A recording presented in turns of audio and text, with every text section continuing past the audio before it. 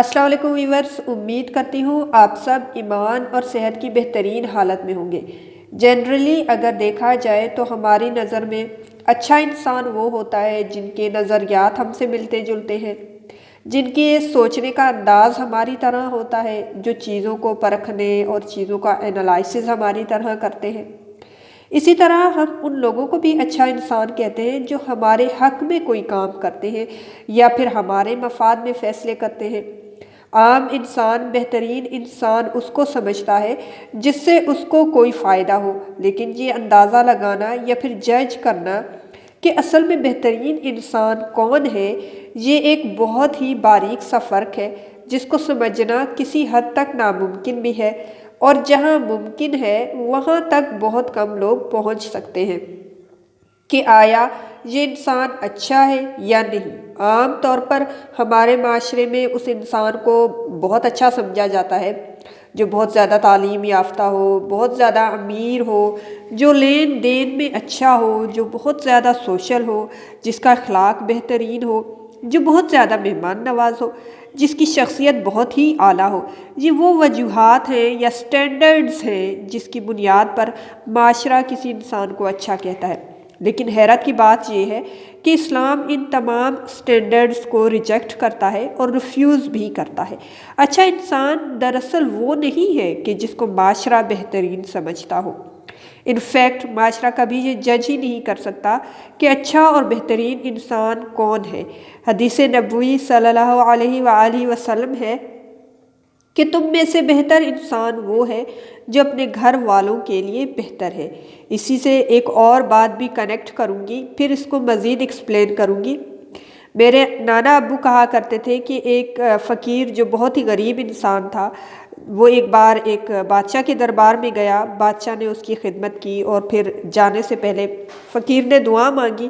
اس دعا میں فقیر نے ایک جملہ کہا جو کچھ یوں تھا کہ اے اللہ پاک، اے رب کائنات، اے مشرق و مغرب کے خدا، مجھے ظالم ہونے سے بچا اور ظالموں کے حوالے ہونے سے بچا۔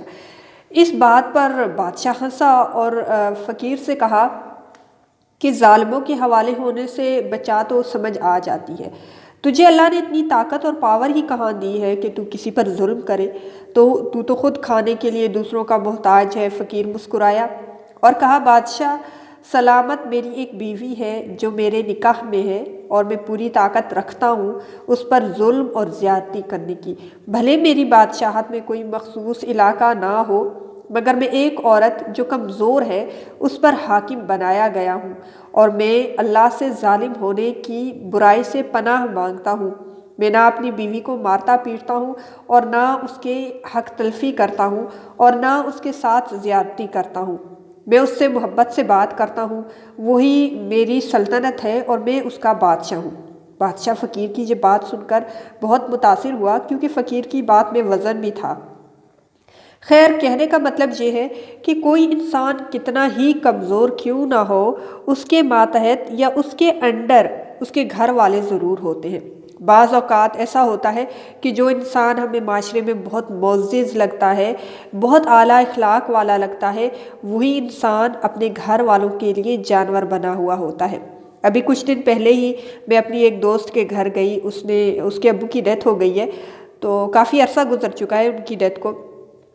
تو فرینڈ سے بات ہوئی، پھر اس کی امی بھی آ گئی اور میری جو فرینڈ ہے وہ چائے لینے چلی گئی، تو میں ان کی امی سے باتیں کرنے لگی کہ بچے کیسے ہیں، آپ کیسی ہیں اور وقت کیسے گزر رہا ہے۔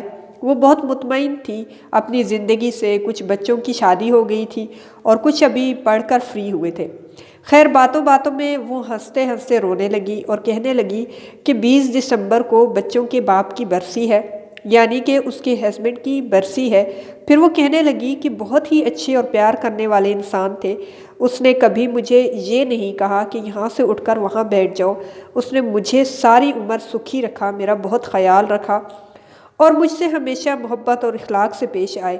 تو میں نے کہا، آنٹی آپ روئیں نہ، بے شک وہ اس دنیا میں نہیں ہے، لیکن وہ انسان جو ہے نا اسپریچولی، یا پھر یوں کہوں کہ وہ انسان آپ کے دلوں میں یا انسانوں کے دلوں میں زندہ ہے، کیونکہ وہ ایک بہترین انسان تھے اور لوگوں کے ساتھ ان کا سلوک یا ان کا بیہیویئر اچھا تھا۔ اور اسپیشلی اس کے گھر والوں کے ساتھ اس کا سلوک اچھا تھا۔ اصل میں مرتا وہ ہے جو دوسرے انسانوں کے دلوں میں مر جائے، اور کسی انسان کو راضی کرنا بہت ہی مشکل کام ہے، اور اگر کوئی انسان یہ کام کر لے تو وہ واقعی بہترین انسان ہے۔ یہ ہے وہ بہترین انسان جو اپنے گھر والوں کے لیے بہترین ہے، نہ کہ وہ لوگ جن کو معاشرہ بہترین کہتا ہے۔ آپ نے بہت سے پڑھے لکھے لوگ، امیر لوگ، دولت کی ریل پیل، تعلیم میں پی ایچ ڈی ڈاکٹر، مگر ان کی بیویاں گھر میں ٹینشن اور تناؤ کی وجہ سے شیزوفرینیا کی مریض بن گئی ہیں، میجر ڈپریشن ڈس آرڈر کا شکار ہو گئی ہیں۔ کیوں؟ کیونکہ شوہر نے مینٹلی ٹارچر کیا ہے، ذہنی طور پر ایک انسان کو ڈسٹرب رکھا ہے، جو ان کی ماتحت تھی، جو ان کی حفاظت میں تھی۔ ایسے لوگوں کا کردار معاشرے میں تو 100/100 ہوتا ہے۔ کیوں؟ کیونکہ وہ معاشرے سے ڈرتے ہیں۔ باہر محلے میں ذرا کسی کو گالی دے کر دیکھیں، لوگ منہ نہ توڑ دیں تو پھر کہنا۔ ایسے لوگ ہمیشہ اپنا غصہ، اپنی نفرت، اپنا ایگریشن اپنی بیوی یا گھر کی دوسری عورتوں پر نکالتے ہیں۔ یہ وہ لوگ ہیں جن کو میں بدترین انسان کہوں گی۔ حدیث ہے نا کہ تم میں سے بہترین وہ ہے جو اپنے گھر والوں کے لیے بہترین ہے۔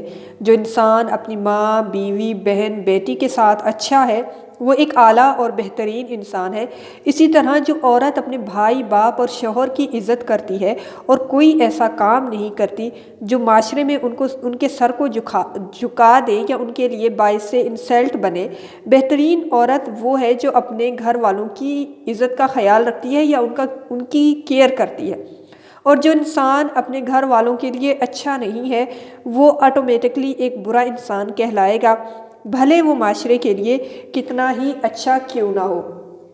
جو ویورز چینل پر نئے آئے ہیں وہ چینل کو سبسکرائب کر دیں، نوٹیفیکیشن بیل کو دبانا نہ بھولیں، ویڈیو کو لائک کریں اور زیادہ سے زیادہ شیئر کریں۔ خوش رہیں اور اپنے ارد گرد کے لوگوں کو بھی خوش رکھیں۔ کیا پتہ کب کہاں کس کی دعا قبول ہو جائے۔